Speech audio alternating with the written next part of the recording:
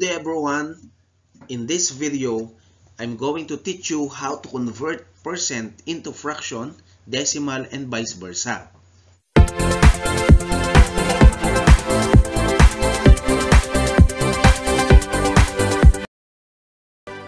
Ayan, sa video ito nga, tuturuan ko kayo kung paano mag-convert ng percent into fraction, decimal, and vice versa. Ang ating first column, meron tayong percent form, second column, fraction form, at ang ating third column ay decimal form. Meron tayong 6 na examples.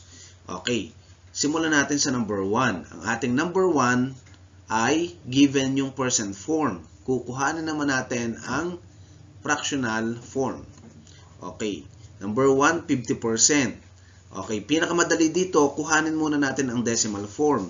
Kasi ang decimal form ng 50%, magmumove lang tayo ng units from right going to left ng 2 units. Kasi sa 100%, meron lagi tayong 2 zero doon. Kaya 2 units ang imumove natin from right going to left. Okay, magiging, ano mangyayari sa kanya? Ang 50% ay magiging 0.50 ang kanyang equivalent decimal form. Sa 2 decimal places natin, 0.50 or 0.5, parehas lang yun. Okay, next. Paano naman ang kanyang equivalent fraction form? Okay, gawin natin ang fraction form. Okay, ito yung solution natin. Number 1, 50%. Ang gagawin mo lang, i-divide mo lang yung 50 sa 100. Kaya nga 50% equivalent to 50 over 100 as a fraction. Okay, then i-reduce natin ito sa lowest term. Okay, pwede natin cancelin muna yung 0. Na kung saan ang matitira lang dito ay 5 over 10. Ayan. 5 over 10 lang ang pwedeng matira dito. Ayan. Na-reduce na natin. Then, ang 5 over 10, pwede pa tayong humanap ng isang GCF na pwedeng ma-divide pa yung 5 over 10 kung siya ay possible. Okay, 5. 5 ang ating GCF dito. Pwede pang i-divide.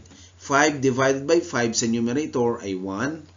10 divided by 5 sa denominator ay 2. Therefore, the final answer, the reduced fraction is 1/2.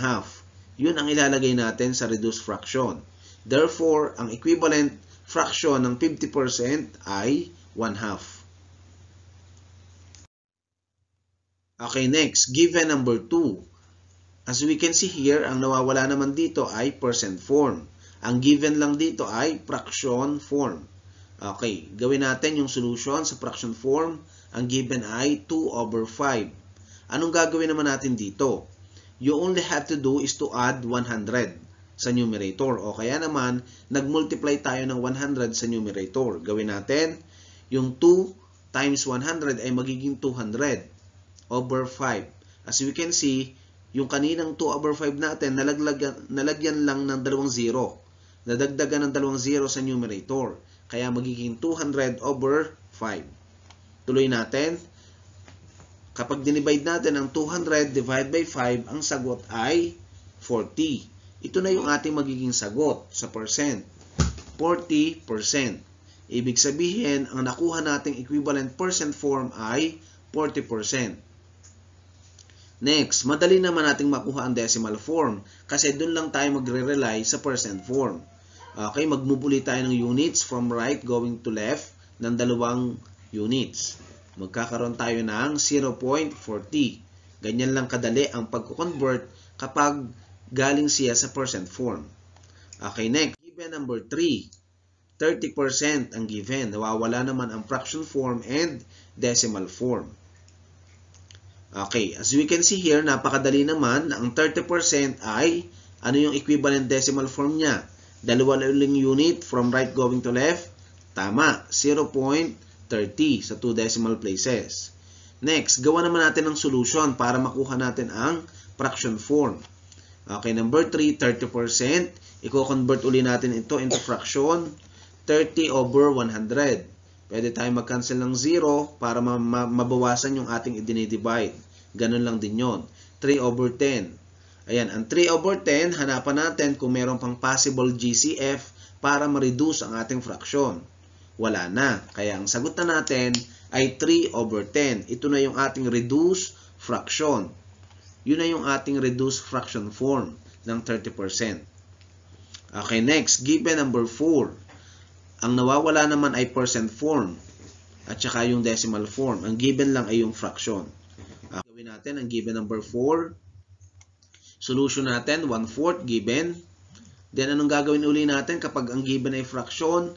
Tama, naglalagay uli tayo ng 2 zero, nagdadagdag tayo ng 2 zero sa numerator. Kaya yung 1 ay magiging 100. 100/4. Ang 100 kapag dinivide sa 4, anong sagot? Tama, the final answer is 25. Therefore, the correct answer in percent is 25%. Ilagay na natin ang 25%. Ano naman ang kanyang equivalent decimal? Decimal form. Yes, tama. 0.25. Next, proceed tayo sa given number 5.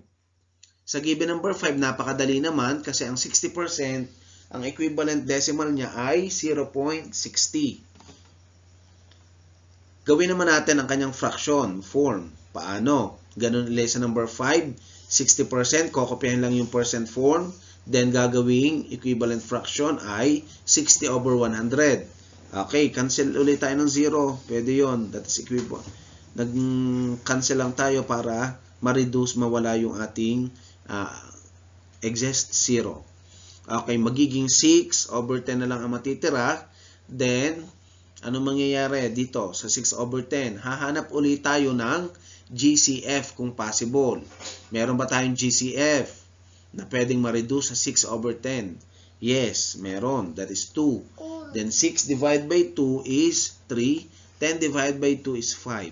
Therefore, the reduced fraction is 3/5. Yun ang ilalagay natin sa fraction form. Next, sa given number 6, kayo naman ang magsagot.